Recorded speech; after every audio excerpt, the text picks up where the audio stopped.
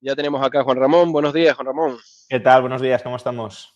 Pues muy bien, la verdad. Contento de poder tenerte aquí en esta entrevista el día de hoy. Juan Ramón, a ver, te hago la primera pregunta. ¿Cuáles son los efectos económicos más comunes cuando se imponen este tipo de aranceles, ¿no? Por parte de Estados Unidos? ¿Qué podríamos esperar? Bueno, a ver, de entrada hay que tener presente que un arancel es un impuesto. Es un impuesto Ujú. que se establece sobre las compras al exterior. Compras al exterior que pueden ser de bienes de consumo o de bienes de inversión. Que muchas veces pensamos que los aranceles solo afectan a los bienes de consumo y no, afectan a Todo. todo tipo de importación sobre la que se imponga un arancel y más Ujú. en el caso de Trump, que está planteando un arancel universal, ¿no? Sobre todo lo que se importe. Entonces, al ser un impuesto, la carga del impuesto, como la de cualquier otro, se va a distribuir entre el comprador y el vendedor, según, digamos, técnicamente la elasticidad de la demanda y de la oferta de cada uno de ellos. Habrá bienes para los que la mayor parte del arancel, del impuesto arancelario, lo soporte el vendedor, es decir, que se irá contra el margen de beneficios de ese vendedor. Ujú. Pero claro, si esto es así, que podríamos decir, bueno, esto es lo más interesante, ¿no? Pues que Estados Unidos pone un arancel y lo soporta el exportador chino, ¿no? No lo paga el consumidor estadounidense. Bueno, si eso es así, entonces el arancel no cumple con el objetivo para el que supuestamente se pone, que es proteger la industria nacional. Claro. Si el exportador chino vende al mismo precio que antes, solo que, o sea, el precio post-arancel es el mismo que el precio pre-arancel y la diferencia se la come contra su margen, pues va a seguir vendiendo lo mismo en el mercado interno. De modo que si ese fuera el escenario, que el consumidor estadounidense no pagara nada, no soportara nada, el arancel serviría de poco. Y en el otro extremo, claro, tenemos cuando todo el precio se traslada sobre el consumidor. Y en ese caso, ahí sí el arancel actúa como barrera de protección frente a la industria nacional porque estás encareciendo el producto extranjero, pero claro, estás subiendo el precio interno de ese bien.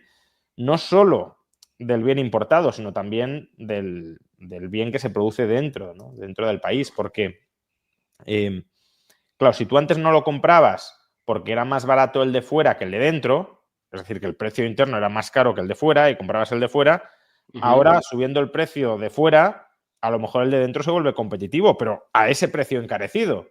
Claro, Por que sigue siendo tanto, costoso. claro, es decir, es como el de dentro me cuesta 100 y el de fuera me cuesta 70. Y el de fuera le meto un arancel para que cueste también 100. Vale, entonces a lo mejor compras el de dentro, pero pagando 100. De manera Claro. que el consumidor interno va a soportar ese sobrecoste. Entonces, ya digo, es un impuesto que o lo soporta el vendedor extranjero o el consumidor nacional o se lo reparten entre ellos, ¿no? Parte el extranjero y parte el nacional. Y eso, claro, es el efecto más directo, pero luego, como decía antes, el arancel también se impone sobre bienes de inversión. ¿Eso qué significa? Que si el arancel lo paga comprador nacional, el comprador nacional puede ser una empresa que esté Ujú. comprando inputs en el extranjero, que son más baratos que los inputs producidos internamente, y que por tanto, si le encareces el coste de los inputs, lo que estás haciendo es perjudicar su competitividad dentro y fuera del país. El caso quizá más Ujú. claro y que además se dio durante la pasada legislatura, durante la primera legislatura de Trump, es el arancel sobre el acero. Claro, el acero no es algo que compre el consumidor final. El acero es algo que compran las empresas para transformarlo en otros bienes, por ejemplo, Claro. las automovilísticas. Si tú le metes un arancel muy fuerte al acero, las automovilísticas estadounidenses ven mermada su competitividad, porque uno de sus principales inputs se ha encarecido, de tal manera que para ser rentables tendrán que subir el precio de los automóviles dentro y fuera del país. Por tanto, dentro, a lo mejor al acero lo proteges, al acero nacional frente al acero extranjero, pero a costa de desproteger a la industria automovilística nacional frente a la extranjera. Y desde luego, fuera del país, pues esos coches estadounidenses que se vuelven más caros se vuelven menos competitivos fuera, pierden cuota de Claro. mercado fuera, ¿no? Entonces, lo que hace el arancel, ya digo, es distorsionar la división internacional del trabajo, la estructura productiva mundial, redirigiendo procesos de producción hacia los que no son más eficientes dentro de esos procesos de producción. Es decir, se asigna la tarea de producir bienes a quienes no los pueden producir al menor coste posible, de manera que,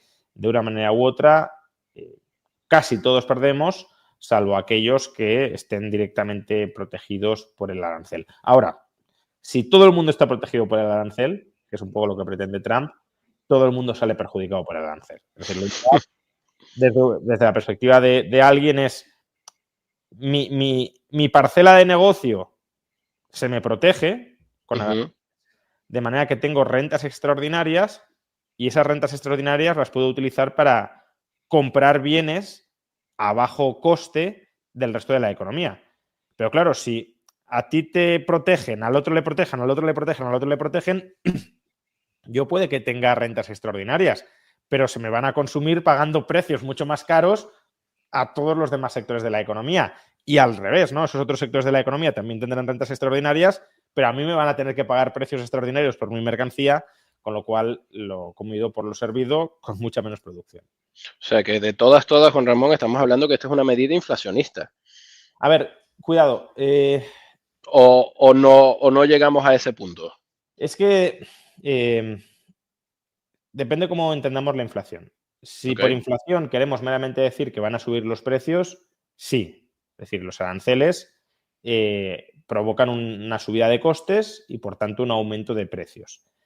Pero es un one-off, ¿vale? No es, la inflación normalmente es un mal persistente. Es que todos los meses, todos los años, suben los precios. En realidad no es tanto que suban los precios, sino que se deprecia la moneda pierde valor y el efecto, la exteriorización de ese efecto de pérdida de valor es que suben los precios. Pero bueno, la inflación es ese proceso de pérdida continuada de valor.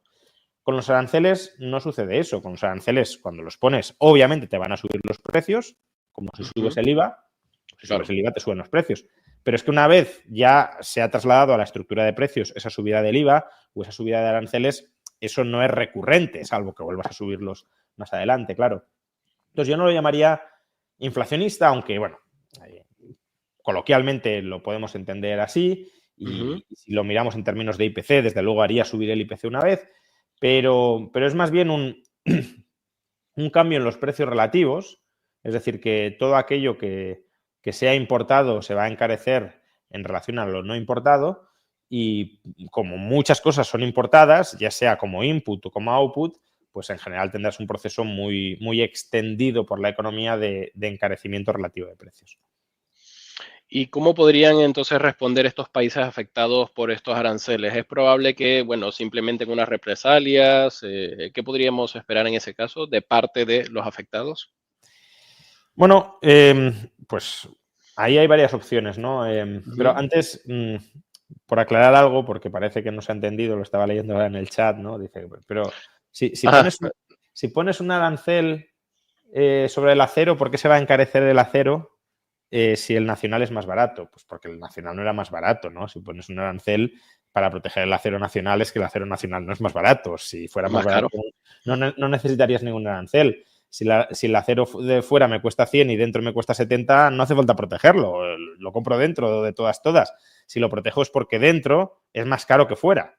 Porque dentro me cuesta 120 y fuera 100, con lo cual le meto un arancel del 20% e importado ya cuesta 120 o 130 o 140, de manera que se vuelve más competitivo el interno, pero porque siendo más caro he encarecido todavía más el otro, ¿no?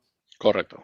Como decía, respecto a qué se puede hacer o qué cabe esperar que hagan otros países, depende, ¿no? Porque hay que tener presente que Donald Trump es un proteccionista, pero sui generis. Porque no perdamos de vista que Donald Trump también es un negociador. De hecho, esa ha sido su forma de moverse en el mundo de los negocios, ¿no? Entonces, no queda claro si Donald Trump realmente aspira a subir brutalmente todos los aranceles y consolidar esa situación, que es una posibilidad, ese sería el proteccionista, la mentalidad proteccionista clásica, o está adoptando esa pose de proteccionista clásico, ese tipo de declaraciones que hace Trump de la palabra más bonita del diccionario es arancel, está adoptando esa pose como herramienta negociadora. Herramienta negociadora para conseguir algo del resto de países. Porque claro, si tú quieres negociar con los otros, la amenaza que formules ha de ser creíble. Correcto. Claro. Entonces, claro, si tú vas a la negociación diciendo, yo sé que los aranceles son muy malos, pero estoy dispuesto a perjudicarme a mí mismo para negociar con vosotros, pues la otra parte no se lo va a creer mucho, porque si la otra parte sabe que tú eres consciente de que los aranceles son muy malos, Claro. para ti mismo, la amenaza de que los vas a subir mucho no es muy creíble. Ahora, si tú vas a la negociación diciendo, no, si yo estoy encantado de subir aranceles porque soy muy bueno y solo si vosotros me dais lo que queréis, reconsideraría la idea de hacer algo que para mí es muy bueno, que es subir aranceles. Es decir, si Trump consigue generar la imagen mediáticamente de que es un proteccionista convencido, aunque a lo mejor para sus adentros no lo sea, yo creo que sí lo es, pero podría ser una Yo también lo creo. Llevamos la segunda Claro, pero vez que bueno, va a ser presidente. un buen negociador será tan bueno que nos hará creer a los demás que piensa en eso, ¿no? Porque También es verdad. si los demás sospecháramos que no, pues no sería esa Es un estrategia. farol. Entonces, si Trump quiere conseguir algo en lugar de subir aranceles, la estrategia desde luego es hacerse pasar por proteccionista y amenazar con subir aranceles. Lo digo porque en la primera legislatura también hizo muchas amenazas de subir aranceles que eran instrumentales a lograr otros objetivos.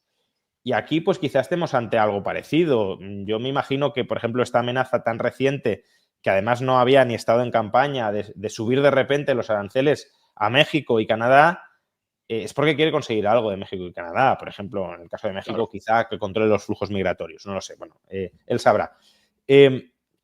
Con esto que quiero decir, que hay dos formas de reaccionar, ¿no?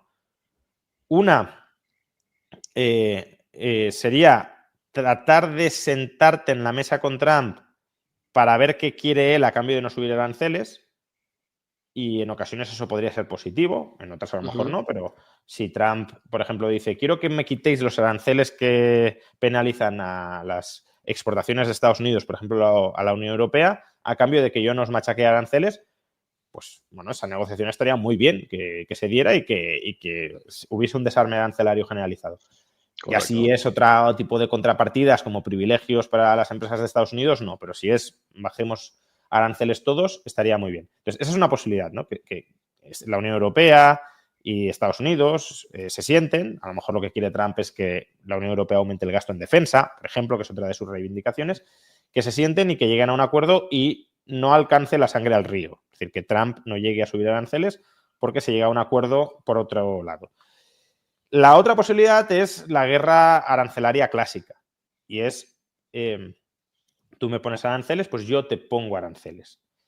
Y ahí, claro, ya entramos en una disolución del comercio mundial, ¿no? Claro. Que sería tremendamente negativa si escalara, porque nuestra economía está muy interrelacionada, con lo cual la transición a una economía mucho más nacionalista, casi autárquica, ¿no? Regionalizada, sería dura.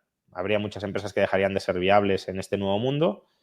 Pero es que además el nuevo equilibrio, ¿no? La nueva economía que surgiría de ese mundo repleto de barreras arancelarias sería una economía muchísimo menos productiva y eficiente que la que tenemos hoy. Por tanto, sería una transición dura hacia el abismo, porque hay veces que es, claro, hacemos una transición dura, pero para mejorar, ¿no? Surge una nueva tecnología, se carga media economía, pero porque esa media economía ha quedado obsoleta y hace falta reinventarla. Vale, pero es una transición dura hacia la mejora. Aquí sería una transición dura hacia el empeoramiento, porque no sería un mundo mejor que el anterior.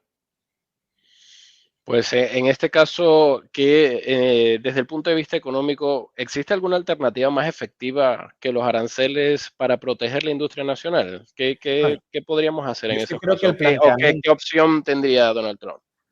Yo creo que el planteamiento de que hay que proteger la industria nacional es incorrecto. Eso no significa que no haya distorsiones que puedan perjudicar a la industria estadounidense. Una distorsión muy fuerte creo que viene desde el lado monetario y es la excesiva demanda de dólares, excesiva demanda internacional de dólares, que genera un tipo de cambio probablemente demasiado apreciado para Estados Unidos, básicamente porque si todo el mundo quiere dólares, el dólar se aprecia frente al resto de monedas o no se deprecia como se depreciaría. Y claro, si tienes un tipo de cambio fuerte, la industria estadounidense tiene dificultades para competir porque, bueno, obviamente para comprarles a ellos tienes que comprar dólares que están caros y por tanto el precio internacional de esas industrias empeora, ¿no? Yo creo que ese es uno de los defectos del sistema monetario que tenemos a día de hoy, que es un sistema monetario fiat, de monedas nacionales o nacionalistas, administradas políticamente y, por tanto, aquellas monedas nacionales que se convierten en internacionalmente demandadas, pasa con el dólar, pasa con el franco suizo, con la corona noruega, bueno, pasa con las monedas más o menos serias o de referencia. Esas monedas cotizan con una prima, se revalorizan y eso perjudica a la economía nacional, la capacidad exportadora de la economía nacional. Y también fomenta la importación, ¿no? Porque es otra forma, claro. O sea, no solo perjudica a la industria exportadora, sino también a la industria interna porque se reemplaza consumo interno de industria interna por consumo externo. Hay una forma de evitar ese problema, sería un orden monetario distinto, ¿no? Una especie de retorno al patrón oro o a cualquier otro patrón, pero el patrón oro ha sido lo mejor que hemos tenido hasta la fecha, donde los tipos de cambio entre monedas sean fijos. Cuando las monedas eran deudas en oro, pues si el dólar era 1 onza de oro y la libra eran 2 onzas de oro, pues obviamente el tipo de cambio libra-oro quedaba fijado por definición en claro. $2 una libra, ¿no? Porque $2 eran 2 onzas de oro y una libra eran 2 onzas de oro. Me estoy inventando aquí en el ejemplo la conversión entre moneda nacional y oro, pero por hacer los números sencillos. Entonces, claro, en ese sistema monetario los tipos de cambio no fluctúan en función de la distinta demanda nacional de las monedas. Porque al final la moneda última es el oro. Entonces no tiene mucho sentido que demandes dólares per se porque el dólar es una deuda en oro. Entonces, claro.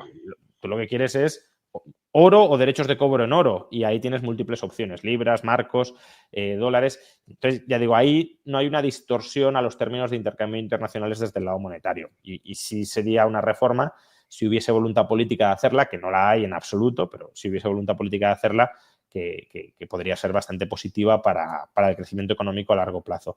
En ausencia de esa reforma, pues no hay mucho que hacer. Puedes desregular, puedes bajar impuestos, desde luego, es decir, que eso alivia costes para la industria nacional, pero bueno, claro, si el resto de países también hacen lo mismo, que si no fueran estúpidos lo harían, pues tu industria en una zona monetaria con moneda apreciada siempre estará en relativa desventaja frente al resto. Juan Ramón, y ya la última pregunta para terminar, ¿dónde podemos operar? A partir de esto que hemos hablado el día de hoy, ¿qué industria o qué activos, cómo puedo operar ante este entorno de tanta incertidumbre? Juan Ramón, ¿qué le recomendarías a nuestros traders? Bueno, eso es muy complicado, ¿no? O sea... No es exacto, pero por ejemplo, yo tengo acá... Es difícil. No, a ver, yo creo que tal como está planteada la guerra arancelaria ahora mismo, Europa va a ser clarísimamente perjudicada porque Europa ha sido o sea, lo poco que mantenía a flote Europa era que era una potencia exportadora y básicamente Europa se está metiendo en una guerra comercial con China, absurdamente. Se ha metido también en una guerra de bloqueo con Rusia y ahora parece que Estados Unidos también va a cerrarle parte de su mercado. Entonces, ahí Europa tiene un problemón de ubicación económica global muy fuerte y en cambio Estados Unidos, aunque los aranceles puedan ser perjudiciales, lo son para los consumidores estadounidenses, desde luego son beneficiosos para las industrias que sean netamente pues competencia de las importaciones, ¿no? Porque, bueno, ahí ya os he dicho que hay que considerar muchos factores, porque si una industria es muy intensiva en inputs importados, pues sale perjudicada. Claro. Pero si una industria, digamos, le perjudican más las importaciones de la competencia que encarecer los inputs que importa, esas industrias nacionales saldrán beneficiadas de los aranceles a costa de los consumidores. Es decir, habrá una transferencia de ingresos o de valor o de bienestar desde el consumidor estadounidense a la empresa estadounidense y esas empresas, pues claro, tendrán mayores beneficios y podrían, si no está descontado todo esto, pues en bolsa podrían hacerlo marginalmente mejor. Cuando se introducen distorsiones políticas de este estilo, no es cierto, no es necesariamente cierto que lo que resulta mejor para la empresa o la maximización de los beneficios empresariales es aquello que maximiza el bienestar de la sociedad. No tiene por qué serlo. Eso solo sucede cuando hablamos de relaciones cooperativas y voluntarias. Cuando hablamos, como en este caso, de relaciones parasitarias, empresas protegidas por aranceles parasitando a los consumidores, unos pueden ganar, las empresas protegidas frente a la competencia, a costa de que otros pierdan, los consumidores. Precisamente quería compartir este gráfico que tenemos. Esta es nuestra plataforma de opciones barrera, es el Eurostock 50 y es lo que estás comentando, ¿no? Tenemos una clara tendencia ahora mismo bajista en Europa, que en Estados Unidos pues es un poco diferente, y lo dejo en contexto ya que después de todo lo que hemos conversado, pues que sepan todos los traders que se puede operar con este tipo de productos, con las opciones barrera, con las opciones vanilla, pero en este caso sería con las barreras que te permite elegir el apalancamiento y es de riesgo limitado, ¿vale? Entonces, bueno, simplemente lo dejo acá en el gráfico para que aquellos que estén interesados que nos puedan escribir directamente también a mi correo electrónico, que se los dejo luego del evento. Y bueno, Juan Ramón, yo creo que se nos ha acabado un poco el tiempo, ¿no? Que tenemos un poco más de 20 minutos. Eso es, bueno, pues nada, ha sido un placer estar otra vez con IG y nada, hasta la próxima. Pues muchísimas gracias, como siempre, Juan Ramón, muchísimas gracias a todos los traders y bueno, ya nos veremos en una siguiente oportunidad. Que tengas un buen día. Hasta luego. Hasta luego.